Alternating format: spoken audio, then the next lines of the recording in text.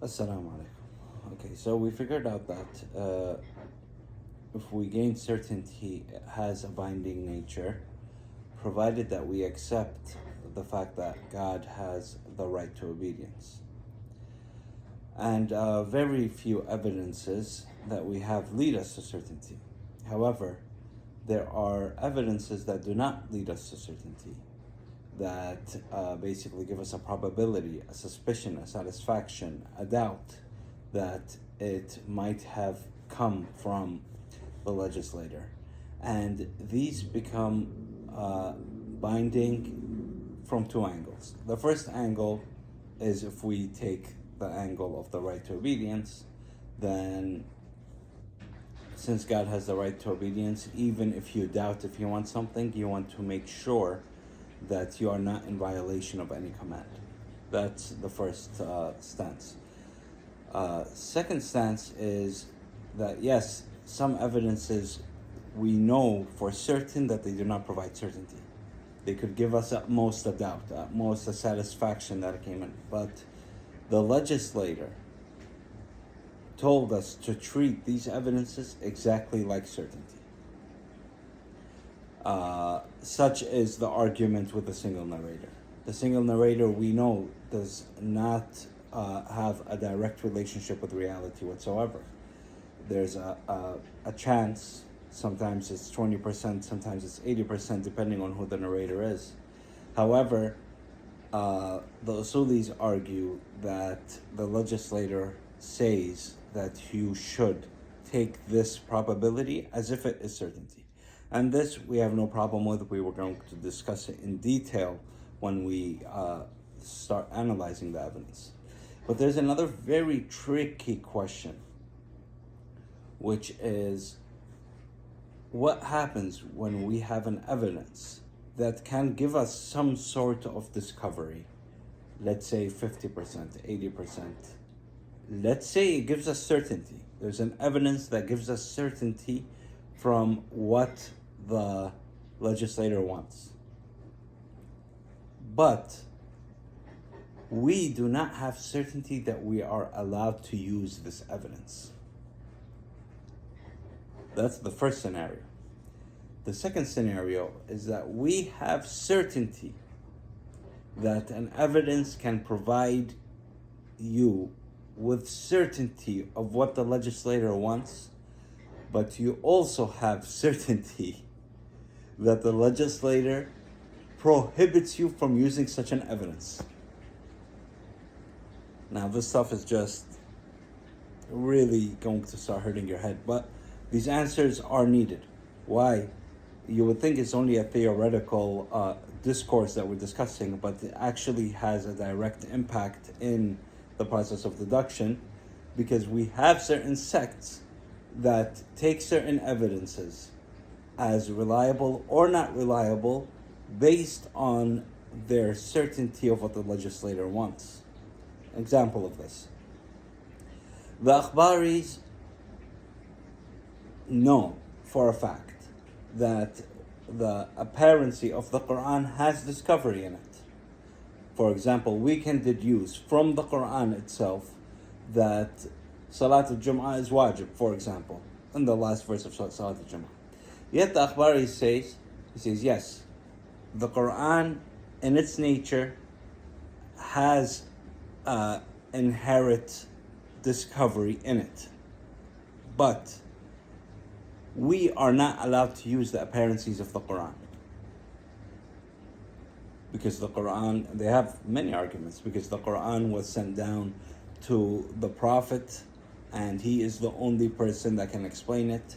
The Quran is the book of Allah. How can you claim to understand the book of Allah? How do you know that's what it means? And also the apparency of the Quran, just an apparency, so it's most a probability. You might think it means wajib, but it could mean something else.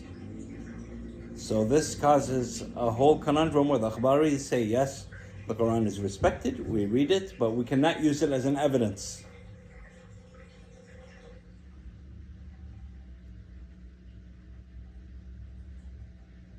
The concepts of qiyas, for example. Qiyas has discovery. Abu Hanifa, when he comes and he says, I want to use Qiyas.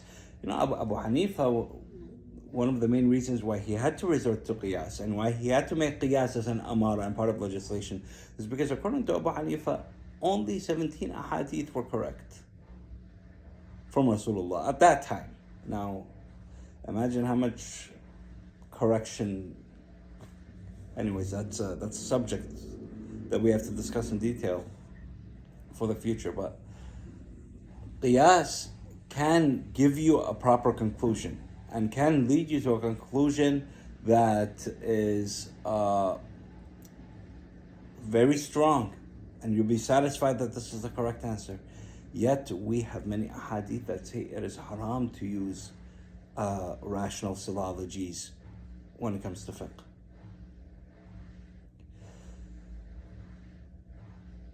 So this brings us into a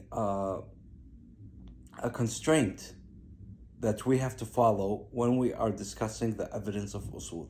Now, you may agree with it or disagree with it. If you disagree with it, you're going to open up a can of worms, which is, by all means, open whatever can of worms you want to open. But the rule is that the only evidence that we can use in the process of deduction is a process that we are certain that the legislator allows you to use it as an evidence. So, for example, if you had a dream that you saw an angel and he told you, do not pray Asr. Asr is haram. Now you wake up, you have a probability that praying Asr is haram. You just had the dream. And then the second day you had the same dream. And then the third day you have the same dream. Now, like this, it goes from doubt to satisfaction. It might even lead you to become certain. But the legislator says, ignore your dreams. Now this will also make our work harder, because then when we want to say, these are the evidences that we are using in the process of deduction. For example, the Quran. How can you achieve certainty that the Quran is an evidence that is approved by the legislator? You want to use a singularly narrated hadith. How can you prove with certainty that this hadith is approved by the legislator?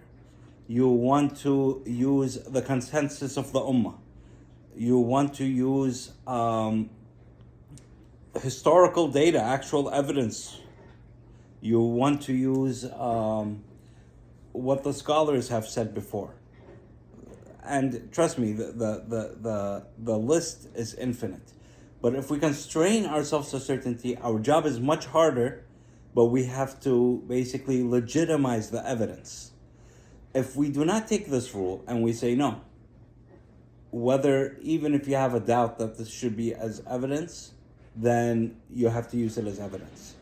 And this goes to haqq ta'a, the right of obedience, which it doesn't. It does not relate back to the right of obedience. The right of obedience is attached to certainty when you are certain that the legislator wants a particular action from you.